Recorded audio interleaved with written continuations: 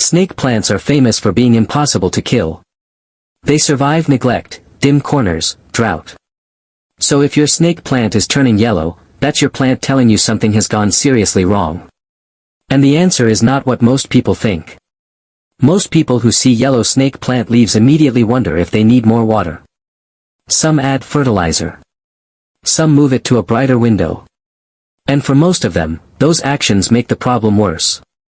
Because yellow leaves on a snake plant are a symptom, not a diagnosis. And there are 6 different causes, each needing a completely different fix.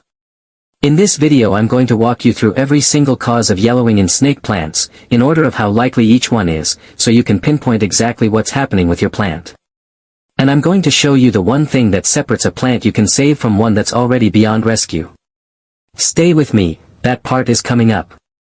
Quick one, if you're a snake plant owner or you keep indoor plants and want to actually understand what they need instead of guessing, hit subscribe. This channel is built around diagnosing and fixing plant problems from the roots up.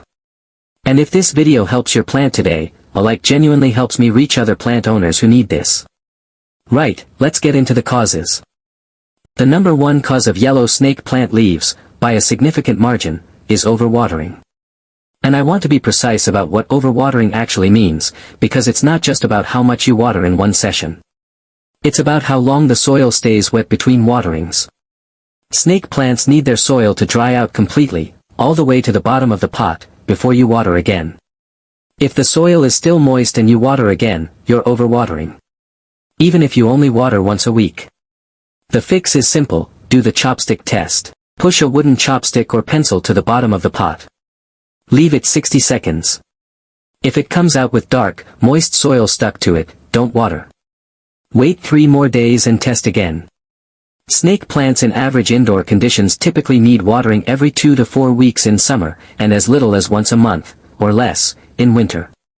The yellowing you see now won't reverse, but stopping the overwatering today prevents new leaves from yellowing. If overwatering goes on long enough, it leads to root rot, and this is where snake plants can actually die. The signs are, yellow leaves that also feel soft or mushy at the base. The soil smells sour or earthy in a bad way. And when you remove the plant from the pot, you'll see roots that are brown, black, or slimy instead of the firm, pale, healthy roots they should be. If you see this, act today. Not tomorrow. Today. Here's the rescue.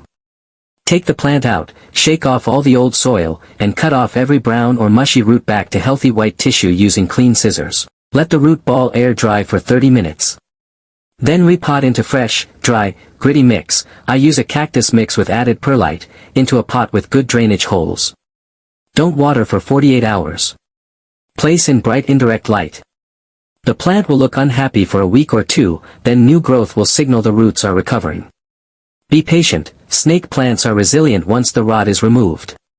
Cause 3 is one that surprises people, because we assume plants always want more light. But direct harsh sunlight, especially through south or west-facing windows in summer, will bleach and scorch snake plant leaves.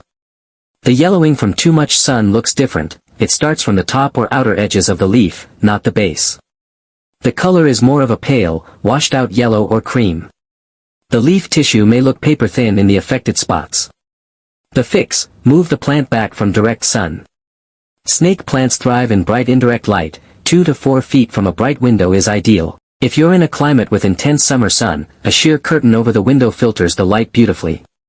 The scorched leaves won't recover their green color, but new growth will come in healthy once the light is corrected. Don't trim scorched leaves unless they're fully yellow, they still photosynthesize and support the plant. Cause 4 is cold damage, and this one catches people out in winter. Snake plants are tropical plants. They do not like temperatures below 10 degrees Celsius, roughly 50 degrees Fahrenheit. And they're especially sensitive to cold drafts from windows, air conditioning vents, or exterior doors. The sign of cold damage is leaves that go limp and slightly yellow, often from the outer edges inward. The yellowing can appear quite quickly, within days of a cold exposure. The fix, move your plant away from cold windows, drafts, or AC vents. Find a spot where the temperature stays consistently above 15 degrees Celsius, that's around 60 degrees Fahrenheit. If leaves have gone soft and collapsed from cold, they won't recover, remove them at the base. But if you catch it early and the leaves are just slightly limp and yellow at the edges, moving the plant to warmth quickly can prevent further damage. If this is helping you figure out what's going on with your snake plant, tap that like button right now. It genuinely helps this video reach other plant owners who need it. And subscribe if you haven't yet. I go this deep on every plant problem on this channel. Right, we've got 2 more causes to cover, let's keep going. Cause 5 is nutrient deficiency, and it's less common than the first 4 causes, but worth knowing. When a snake plant isn't getting enough nutrients, the whole plant gradually turns a lighter, paler shade of green rather than showing specific yellow patches. New leaves come in smaller than normal. Growth slows or stops. It tends to happen in plants that haven't been repotted or fed in 2 or more years, or in plants growing in very depleted or very sandy soil with no organic matter. The fix is a balanced, diluted liquid fertilizer. I use a general-purpose NPK fertilizer at half the recommended strength, applied once a month through spring and summer only. Never fertilize in autumn or winter when the plant is in slow growth mode, the roots can't absorb it and it sits in the soil causing salt buildup. If you haven't repotted in 2 or more years, a fresh potting mix will give the biggest nutrient reset of all. Soil nutrition depletes over time even if you never add anything. And cause 6, which I've deliberately left until now, because it's the one that causes unnecessary panic, is natural aging. Snake plants cycle out their oldest, lowest leaves over time. This is completely normal plant behavior. What it looks like, 1 or 2 of the oldest leaves at the very base of the plant slowly turn yellow from the tip down, while the rest of the plant looks perfectly healthy. No soft texture. No soggy soil. No smell. Just an old leaf completing its life cycle. The fix, nothing, except removing the yellow leaf cleanly at the soil line once it's fully yellow. 1 leaf every few months is completely normal. If you're losing multiple leaves quickly, or new leaves are also yellowing, that's when to go back through causes 1 to 5. But a single yellowing outer leaf on an otherwise healthy plant? Trim it and move on. Your plant is fine. Now let me pull this all together into a care routine that prevents yellow leaves from happening in the first place. Rule 1, never water on a schedule. Water only when the chopstick test confirms the soil is dry all the way to the bottom.